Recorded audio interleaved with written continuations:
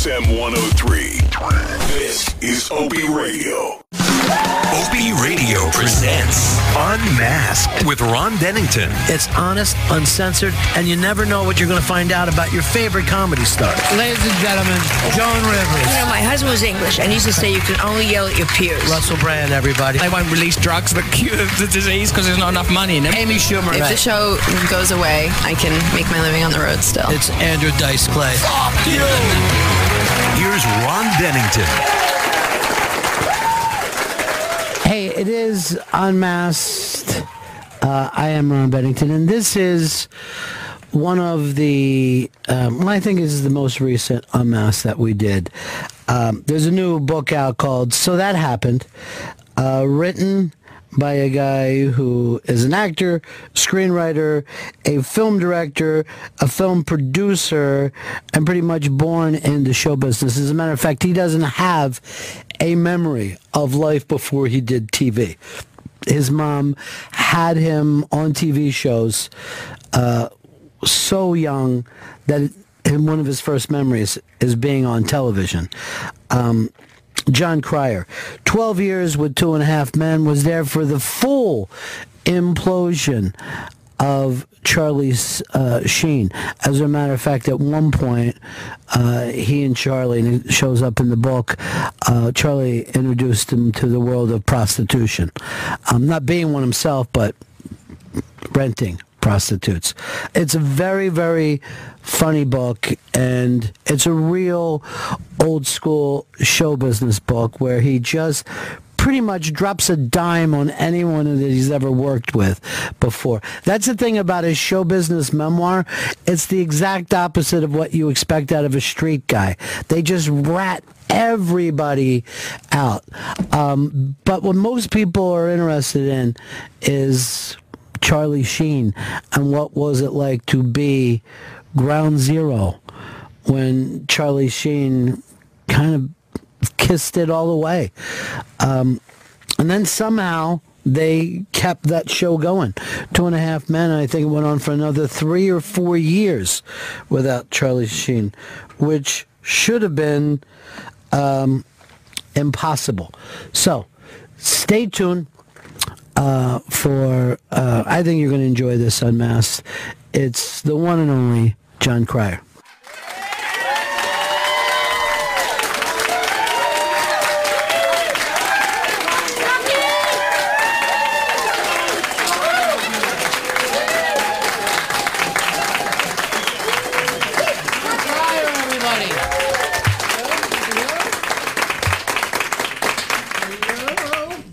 And he writes books now. Yes. I just I toss them off. They got a couple of weeks. So yeah, I'll throw out a little something.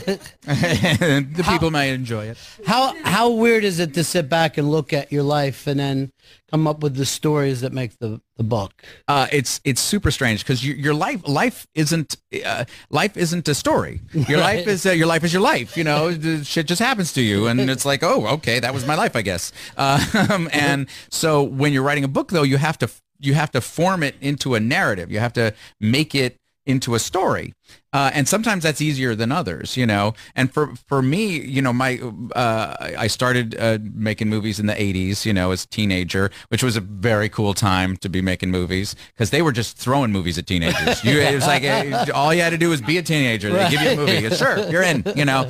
And I was lucky enough to look like Matthew Broderick, who they were throwing movies at right and left. He couldn't go and all. I think a couple of them just missed him, and I was like, boom, I'm in a movie.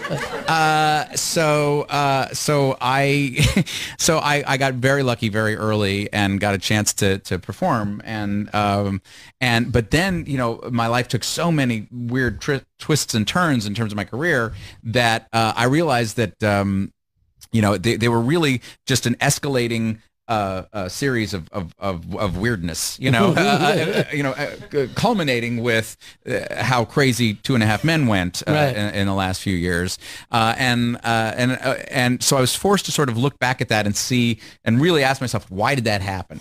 And hence the book. But did you start to feel like an arc to your own life? Was there Yeah, yes and no. You know, you become as a writer, you become aware of what you're imposing on it, and you know, because there's little niggling details that you're like, yeah, toss that out. Nobody needs to know that because that doesn't quite fit in with the story I'm telling right now. But I don't know. It doesn't. The second you make your life into a book, it's not you anymore. You know, that's that life, and now I guess I'm now living the next book. Welcome to my next book. Right. Yeah. You're it. It's about all of you people. Well, that starts here for these people. Yes. But, you know, that's what I was thinking when I was reading this, you know, because you have kids, but there's going to be grandkids and great-grandkids who will read this and you know. Well, that's assuming my children are fertile. Yeah. That's a big assumption. Yeah. I choose to. Okay, thank you. Thank you for assuming my children are fertile. I've thought about that a lot. Okay. But, oh, gosh, I hope not. I hope not. But wouldn't it be weird for you to read something from your great-grandfather that he laid out all these stories? Where he talked about the prostitutes and stuff? Yeah. Yeah. I don't know. Yeah, I've been getting a lot of flack. I'll read you guys the dedication. Because what happened was, in this course of writing the book, there was a time when Charlie Sheen and I both happened to be single at the same time when we were working together, which, as you said, is somewhat dangerous. And as you may have heard, he's kind of he's a proponent of the prostitution industry, and so you know, I figured, oh, why not? You know, and while my dalliance in that sphere led to comedy, his didn't. But I put it in the book. I wrote about it, and then the publisher asked me, "Well, you got to write the dedication, you know." And I was like, "Well, of course, I'm going to dedicate it to my kids because I love my kids, and someday they'll read it." So I wrote to my beautiful children, Charlie and Daisy. Please don't read the part about the prostitute.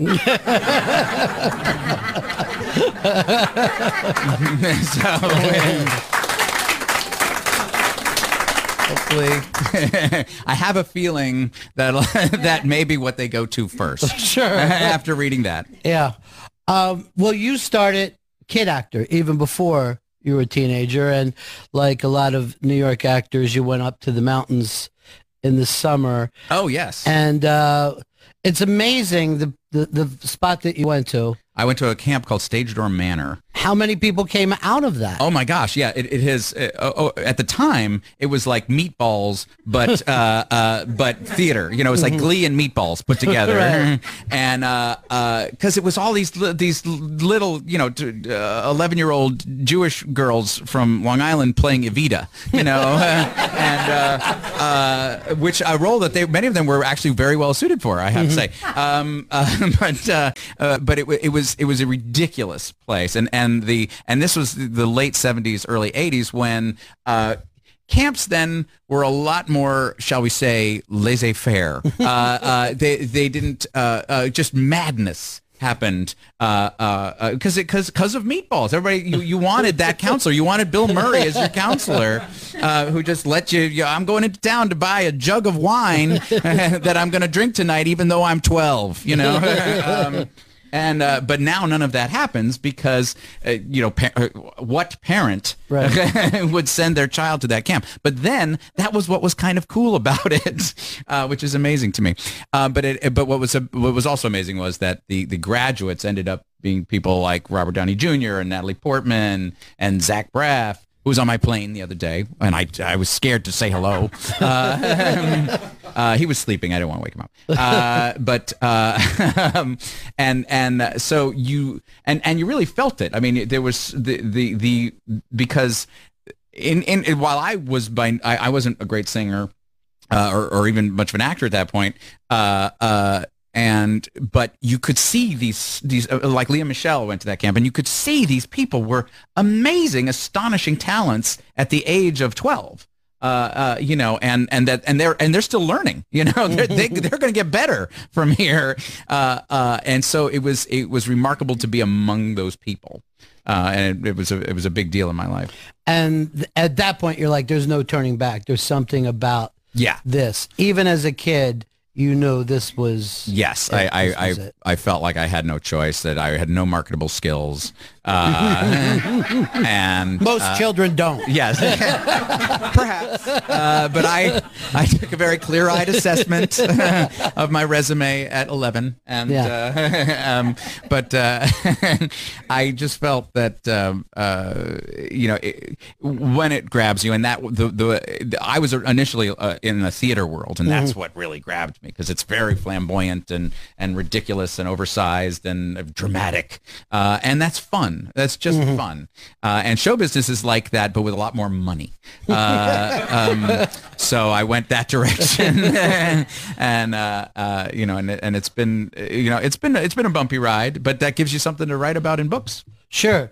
That is the amazing thing, I think, that people just look at you, and, between movies and TV, it looks like blessed, and it is, but in between the blessings, some really... Well, most of my own issues, I'd love to blame it on others and say I was abused and that's why my career took a dive. But it was not that. I wasn't. It was.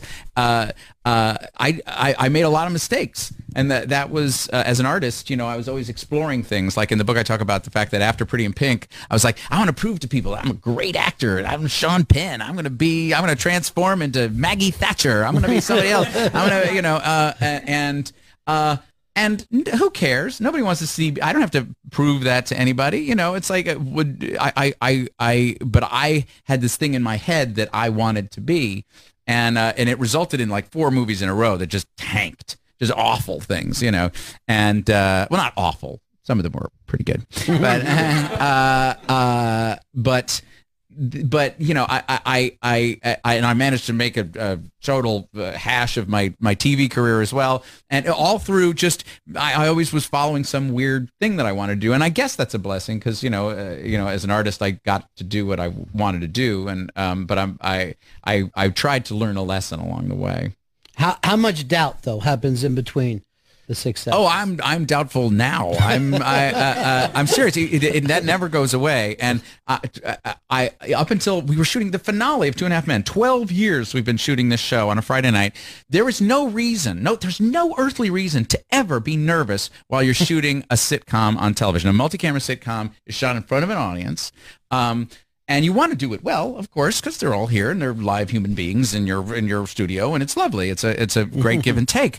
But what's great about shooting in front of an audience in a sitcom is you can fuck up, and they like it even better. They laugh, and then if you curse, oh my God, it's the best thing that ever happened. Conchata Ferrell, who played Berta on the show, would agonize about getting her lines right, but the biggest laugh she's ever gotten was when she was like, "Oh shit," Berta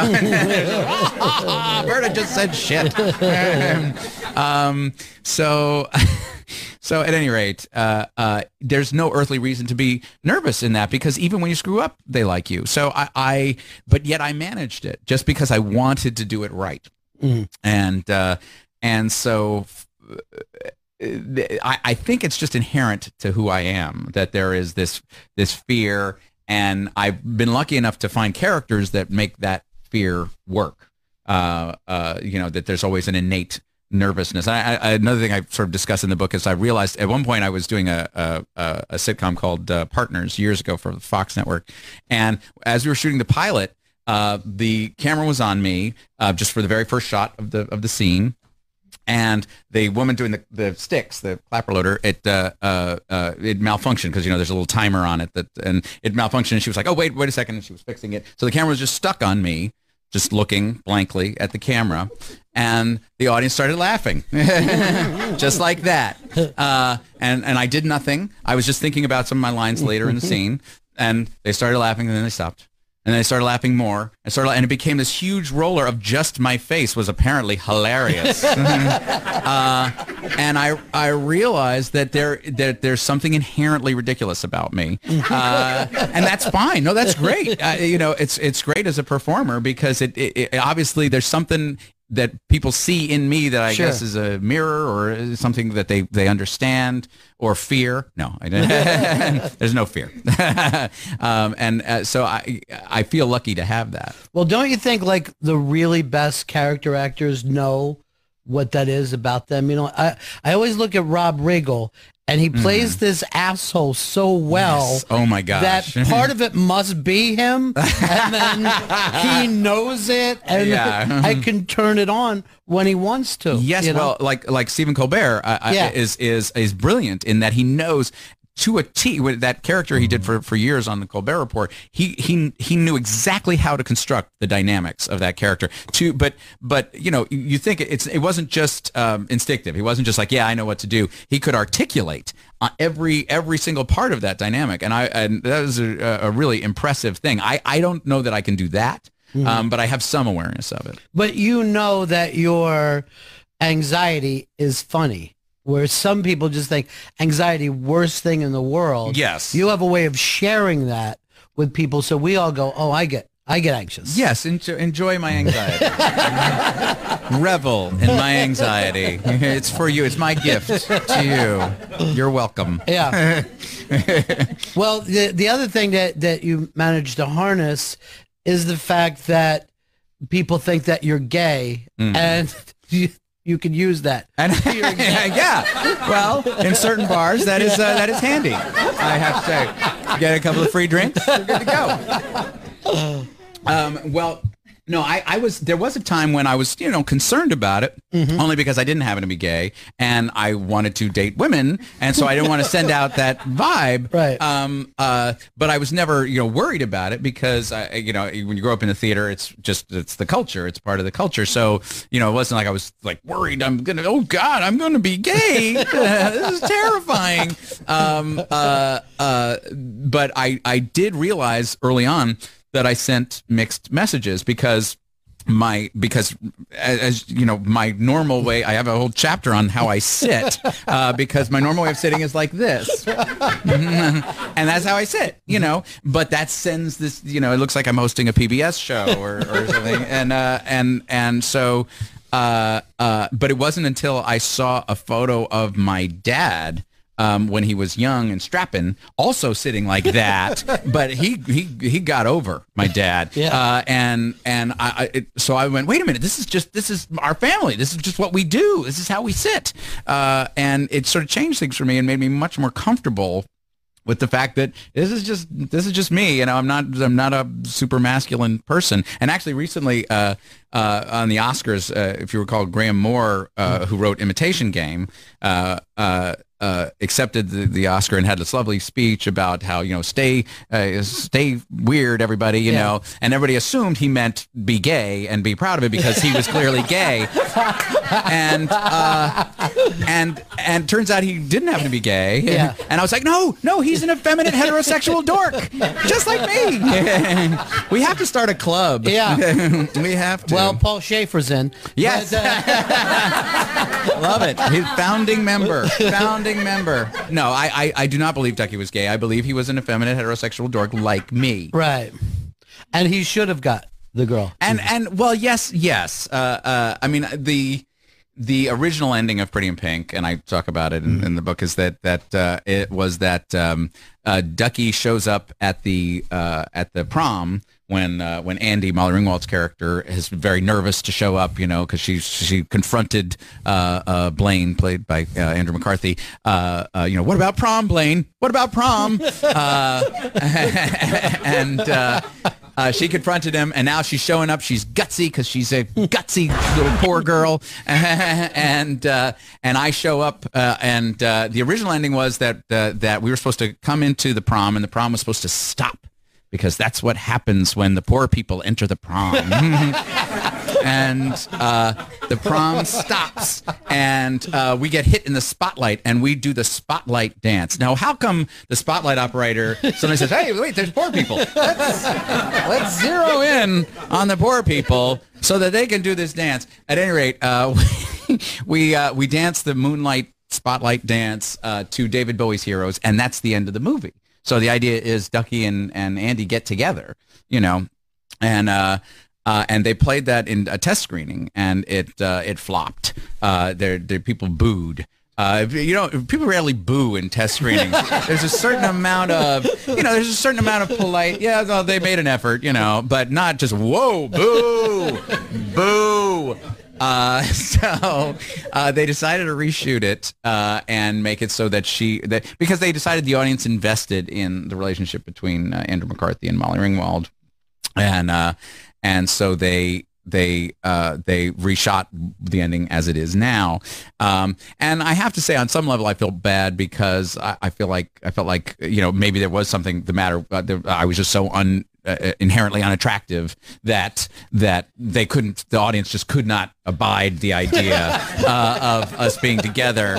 But I also got that character falling on his sword the way that he does at the end. It sort of gave him a noble way out, and there are still Ducky partisans to this day for whom this is a very passionate thing. They feel very, very strongly about it. Also, that ending, if she goes off with Ducky, it fights against the mythology that the girls were raised with, which is Cinderella. Yes, right? So that's true. That's true. Whether or not they understood the movie, there is like, oh, she's poor and she's going to get that handsome prince.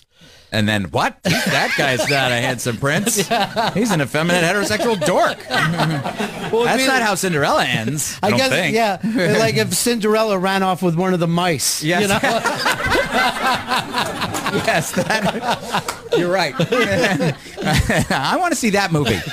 I want to make that movie. But that was pretty crushing to you at the time. Well, yeah, I felt badly about it.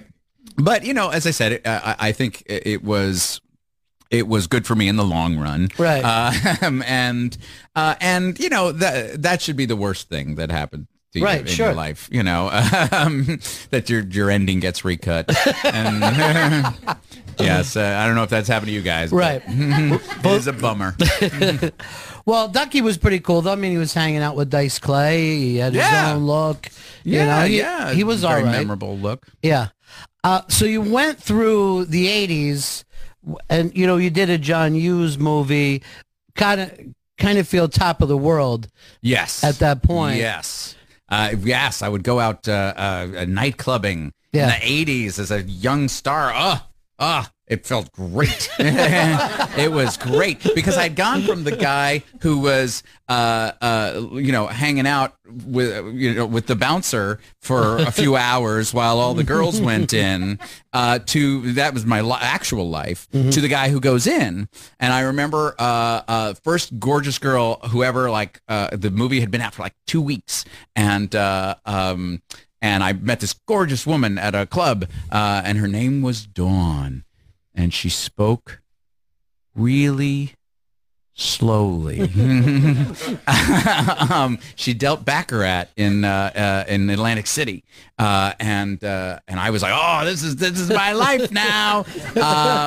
And we had a date that was one of the most excruciating things, because when a girl talks slowly, it took forever.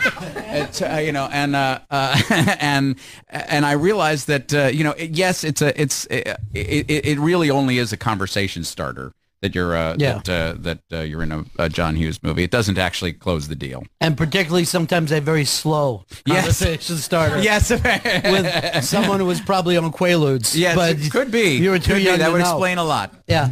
So at that point, though, do you feel like I got it made and it's going to stay this way and life is good forever? Or is there the nervous feeling? No, you'd be right. Yeah. You'd be very surprised. Very quickly, the nervous feeling of, okay, what's next? What's the next thing I'm going to do comes in. And then you're like, wait a minute, I'm going to get robbed of feeling great and talking to the slow-talking girl. Right. Now I got to be worried about the next thing I do. Yeah. But yeah, it happens very quickly because your current state is all you perceive. So I immediately had this sort of grand plan of the next few things that I would do. As I said, I was going to show everybody what a great actor I was, and that ended in failure. And then on TV, I did a similar thing where I had all these different shows that actually got on the air and then got canceled.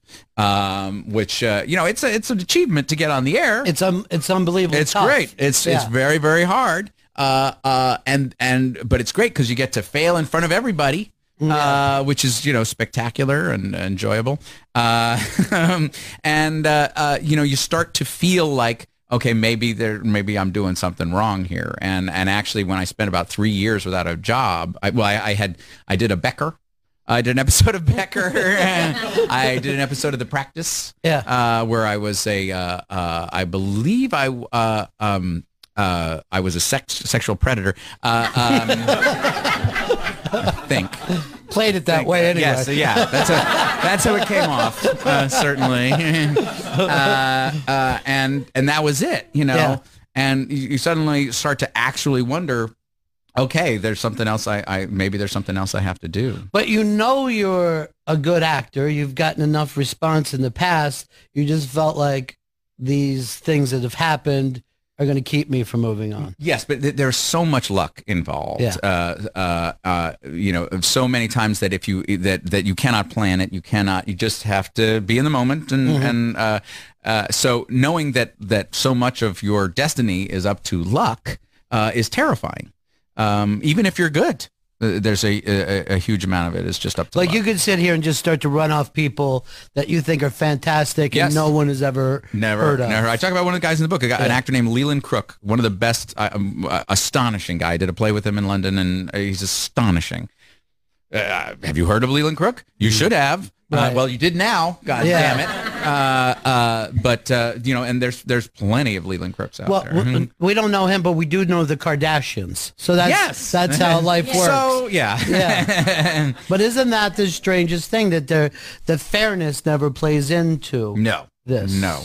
It does not. And that's a hard lesson to learn. But thankfully, I grew up in a theater family. My mother was an actress, and my dad is an actress, and my mother's a playwright as well. And so early on, I got that there's an awful lot of luck involved in this, and that it's only if you can love the struggle. Love the hard stuff, that you'll enjoy it. And and that is actually whenever actors ask me what is the advice, I said, look, if you can love how stupid this business is, and it's stupid and unfair, if you can love that, then great, because it's certainly entertaining. And it does keep you going. A lot of time you end up shaking your head, but that's the way it is. So what about the struggle do you really enjoy as an actor? I enjoy how ridiculous it is. I enjoy at one point during the sort of period when things weren't really happening for me, I decided to write an independent movie, and I wrote it. I was really proud of it. We produced it, micro budget in New York, and I actually got to audition actors. And because I was going to be in the movie, I thought, I'll be reading with all the actors, because a lot of the time actors go in an audition and they read with a reader. And a reader just reads the lines very sort of monotone. It's not because they're trying to be jerks or anything, it's because they don't want to. They want the spotlight to be on you as the person auditioning. So it makes sense. But I thought I was, I'm going to work with them. I'm really going to act with these people. And so we read with a bunch of, with everybody who came in, and it was amazing what kind of wonderful, famous actors would come in for this tiny independent movie, and suck. It was awkward because, I'd be like, wait, wow. Because, if you're not right for it, you're going to suck for it. You're just going to suck. And actors seem to think, it's no, I could play anybody. I could, when they make the life story of Diana Ross, I'm going to be Diana Ross. No, you're Jon Cryer. You're not going to be Diana Ross. But that's a fallacy that we hold very dear as actors, and it has to be sort of ripped from you. To when you watch the audition, it's like if you're not the right guy, you're not going to get it no matter what. And so you really can't worry about it, because if you're the right guy, you're going to get it. But I had a fun experience. This young guy came in, and I read with him, and he was very, very good. And we, the scene we were reading really clicked, and it was a lovely moment. We offered him the part the next day, and I happened to run into him on 6th Avenue a couple days later, and I was like, hey, I'm so excited you're doing the movie. He was like, yeah. He's like, hey, I just want to say that you are the best reader I have ever worked with. You should act. And I, thank you. Thank you. I'll try it. Another piece of luck for you is whatever deal that Chuck Lorre has made with the devil, it just keeps working wildly and working successful, and working. What is it about him? Chuck is he demands a lot of the people he works with.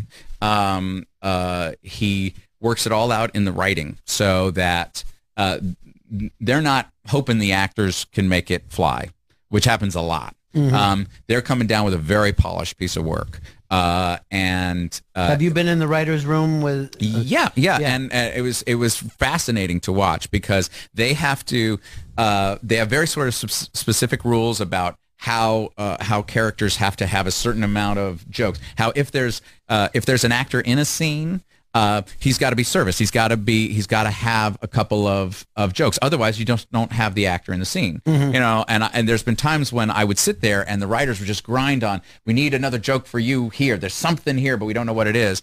And I was like, you know what? I don't have to say anything. It's fine. I can just be quiet. I can just stand in a corner.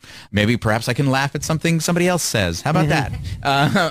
But there are really specific. It's a very specific form. It's almost like haiku, the multi-camera sitcom, and he cleaves to that very strongly. He is a ball breaker about outlining the show into a form where it's really clear what the comedic beats are. The only thing that's some frustration to the writers who work with him is that he is sometimes arbitrary. At one point they said, we've got a scene where you and Ashton are going to be out on a jet ski in the ocean. And Chuck was like, it's got to be a canoe. Okay, it's a canoe. So sometimes that is of some frustration to the writers. But he has strongly held opinions. He knows what he wants. He has a great grasp on when you're pushing the joke just far enough before it breaks, before it's okay. Now it's ridiculous, and I don't buy that joke anymore.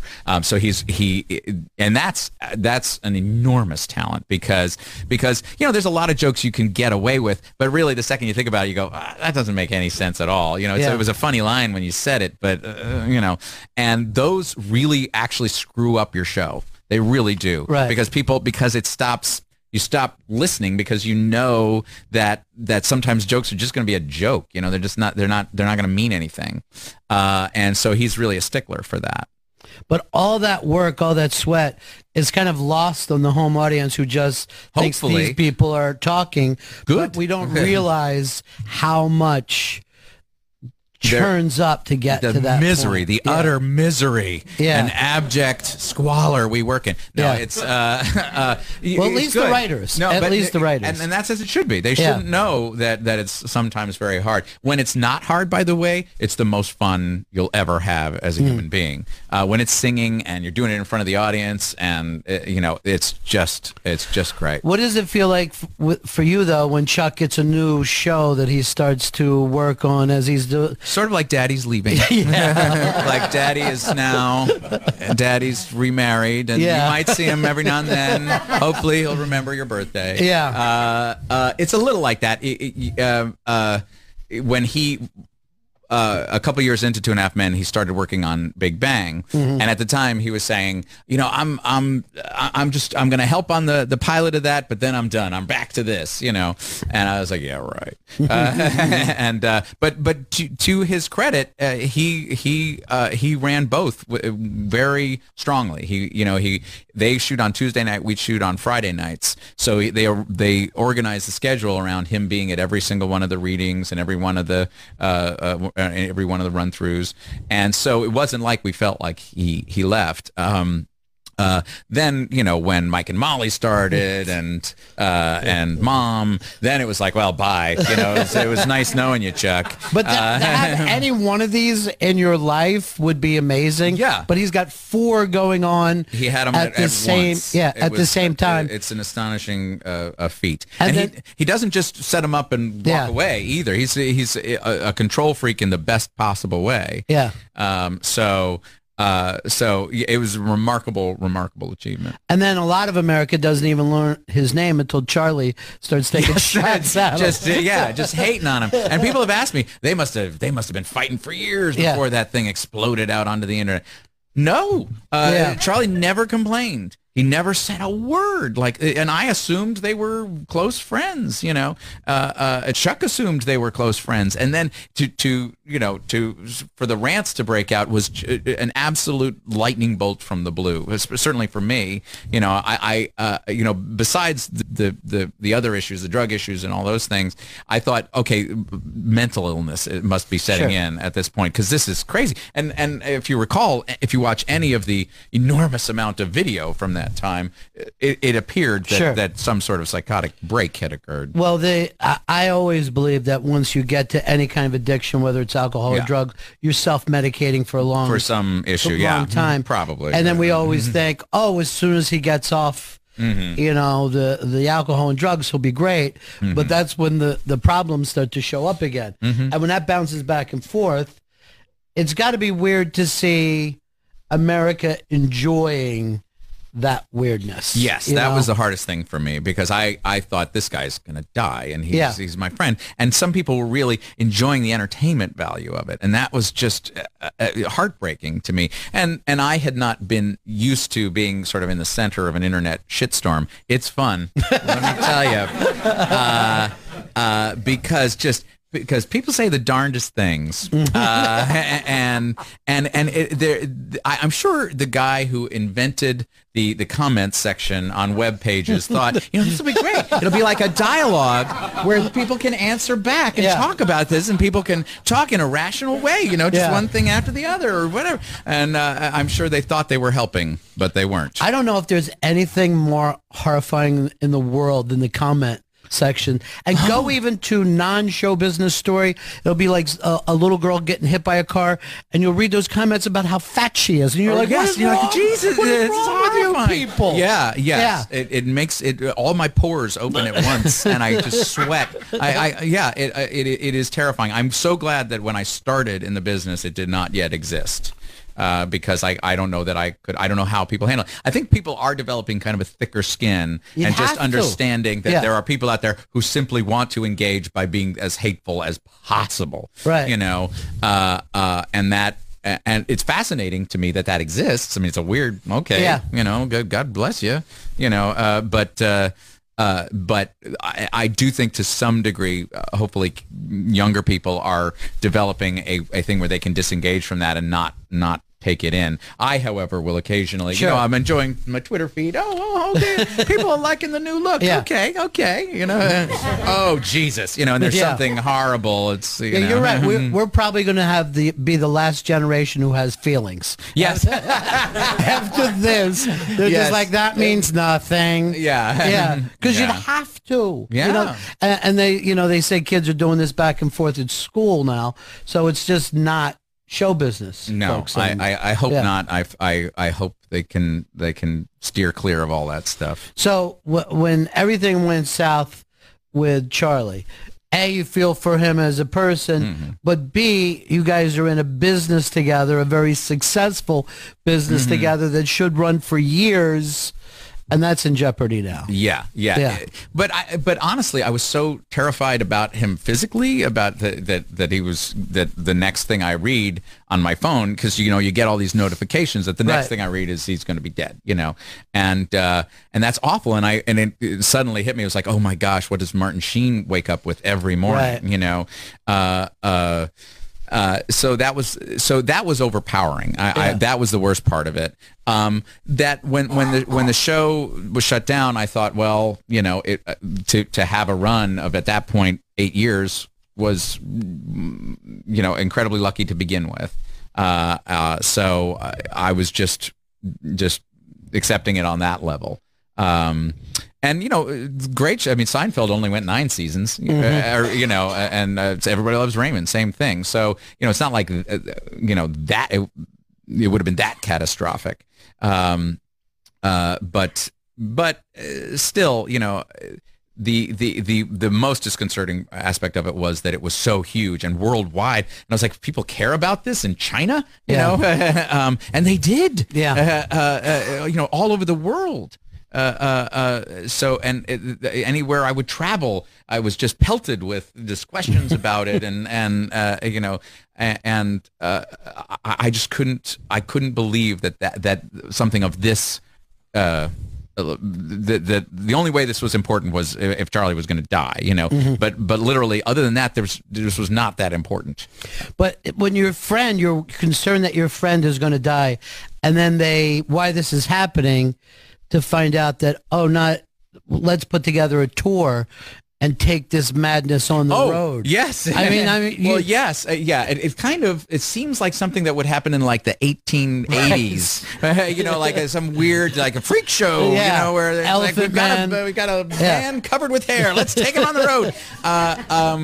That during the height of the madness, Live Nation actually offered Charlie a tour to go, and let's put on a show. And I love that he was like, yeah, I'm game.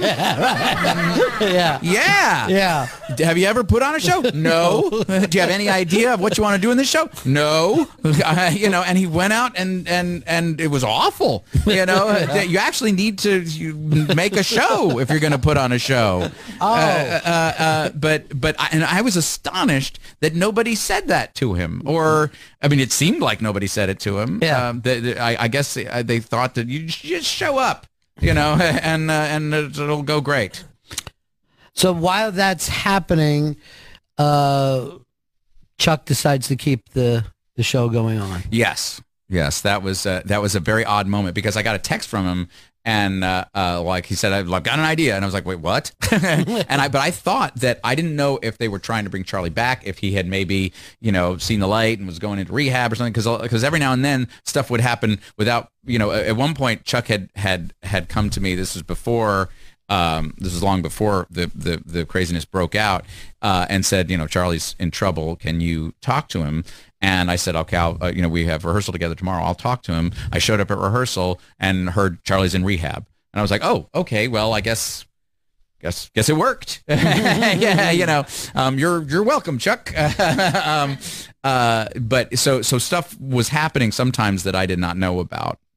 And so I thought, I didn't know if they had gotten Charlie back, but I found out, and I talk about it in the book, that they weren't talking about bringing it back with Charlie. They were talking about bringing it back with another actor, and I know who you're thinking of, Hugh Grant. It was actually it was supposed to be Hugh Grant, and I was like, wait, what? You got Hugh Grant?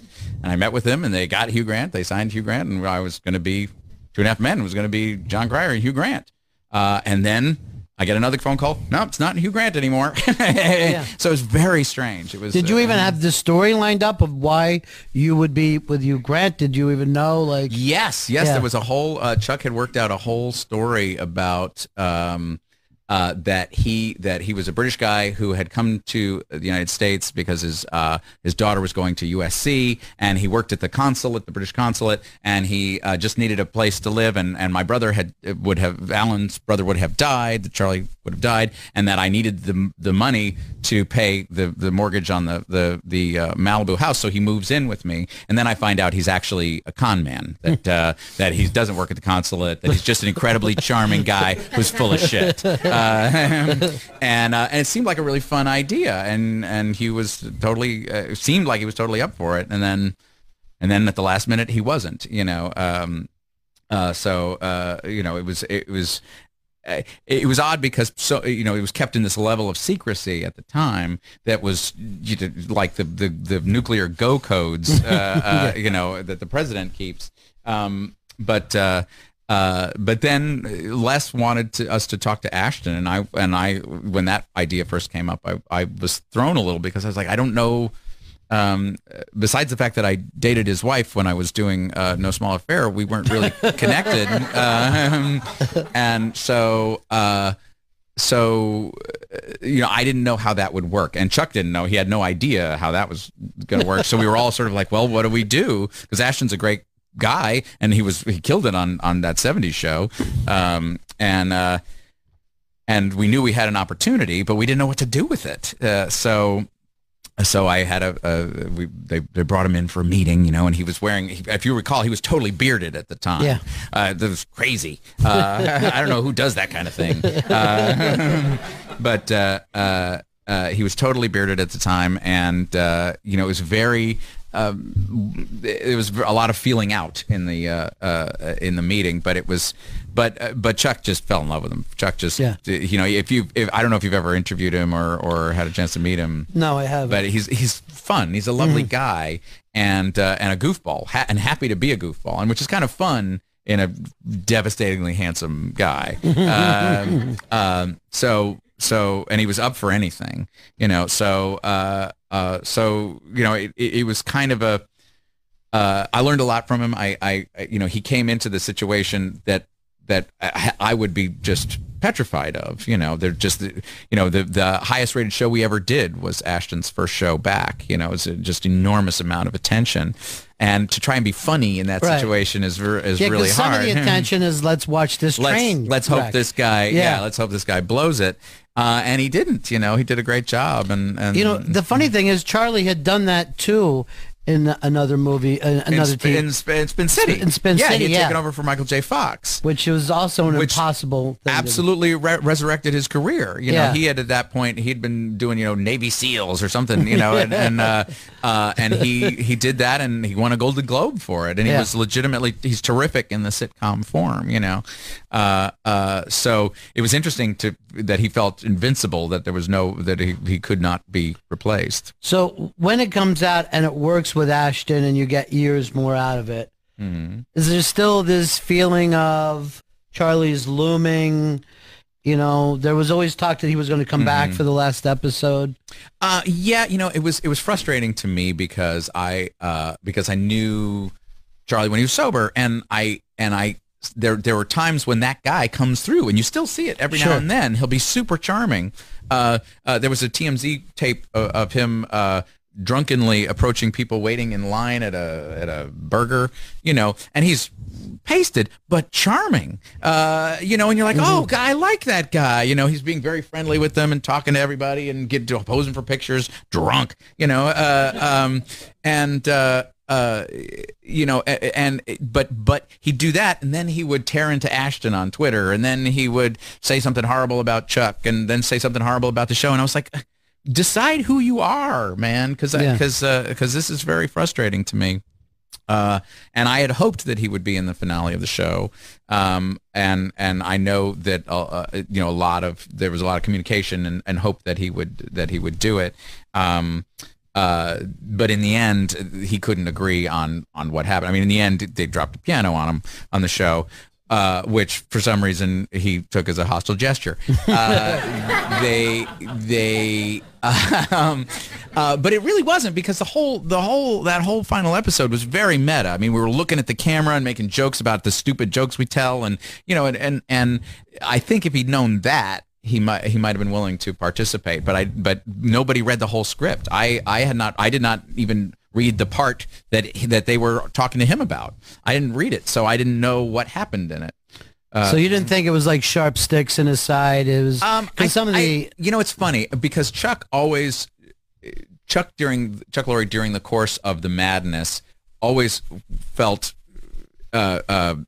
just blindsided. He felt like that he and Charlie were friends and that this came out of nowhere, and that he was just trying to help Charlie get clean. But Charlie didn't want to get clean, and to a certain extent, his life was made very, very difficult during the course of that. The internet hatred was just intense at him, and he had a higher personal security, and at one point Charlie gave out his number to a radio host, and he got so many calls, that he got so many death threats, he had to get cameras and the whole 9 yards. So I don't know to what extent Chuck's feelings, might have hardened towards the end of that, but I would understand it, I mean, he tried for so long, and so many of his efforts got mistaken for hostility. At one point he wrote a very funny vanity card saying, if Charlie Sheen outlives me, I'm going to lose my shit, and it was a joke that he told Charlie, and that Charlie read that, and laughed about it. But it happened to come out a week after Charlie was fired, and so it looked like this jab, but it wasn't. It was just, so the interpretation of that narrative was very distressing for Chuck, and I wouldn't be surprised if he had some rough feelings about it. But he also lives a sober life and knows that part of that is not giving up, and Charlie's family, by the way, just really beautiful, fantastic people. Lovely people. Who are also, his father also lives that life and, keeps the door open for him. It was so much fun talking to you, and I want to point out to everybody that the book is really like this conversation. It's a transcript. It really of this is conversation. But it just goes from funny story to funny story, and John actually does go meta and step back and laughs at himself and his problems, and it's really a fun read. Thank you so much for coming in here. Thank you. And I'll see you next time, baby. That was terrific, man. Oh, good.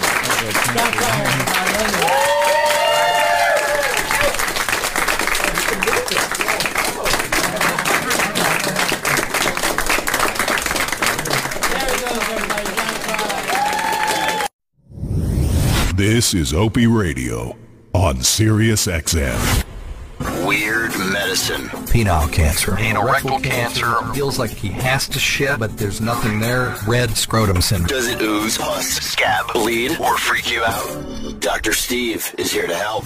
This week we'll discuss Dr. Scott's flaccid member, chest pain and obesity, nicotine addiction, and a guy who doesn't like anal sex. He loves it. The first and still only uncensored medical show in the history of radio. Tomorrow at 10 p.m. on the East, 7 p.m. on the West. Fluid. Hey, this is Rude Jew from the All Out on Eminem Shade 45. I like collecting vinyl, play backgammon. I go antiquing and hit massage parlors. My cheese plate game is stupid. I wrote a book that got picked up by HBO. It's grimy, it's funny, it's honest, just like the radio show. This is Eminem. Hey, Jude, you're a failure. I'm Rude Jew from the All Out Show, Monday through Friday, 4 to 8 Eastern Time. Only on Eminem Shade 45. That's Sirius XM Channel 45 and on the Sirius XM app.